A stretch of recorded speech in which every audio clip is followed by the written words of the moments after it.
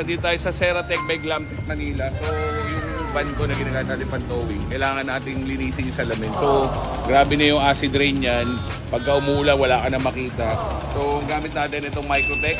Siyempre itong glass. Pagka hindi naman talaga masyadong hard yung watermarks, pwede na to. So, para siyang rubbing compound style pero pang salamin. Tapos, diretso na agad tong stain guard na water repellent. So, ito yung para kahit wala kang wiper, okay siya. Wow! Pero kung talagang sobrang hard, kailangan natin tong watermark remover. So ito yung mga pang hard talaga na watermark, kailangan na ito. So titingnan natin.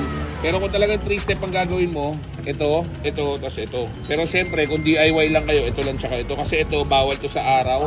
Pag ginamit niya na mainit, namumuti ang salamin. So, kailangan nakasilong, kailangan medyo basa. Mas maganda kung hapon or gabi. So, pakita natin to step by step kung paano gawin din tong glass watermark remover. Napakaswerte si Boss Rial lang gagawa ng salamin natin. Siya may-ari dito guys ng Ceratec, Glamtech.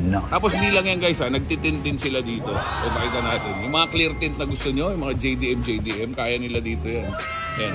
So clear tint siya, pero hindi tumatagos ang init. Tapos yung visibility niya malinaw, pero walang init yan guys. So kung mga gusto niyang JDM, dito kayo pupunta. Ang tint nila dito, pagka Fortuner nasa around 6.5, pagka mga ganito siguro baka mga 5.5 siguro or 5,000. So ang warranty nila ng tint dito guys, 12 years warranty. So sobrang sulit. Pag may bumula, pag may kung ano man nangyari, wag lang syempre yung physical damage ninyo. Dalhin nyo dito, papalitan na ng bago yan.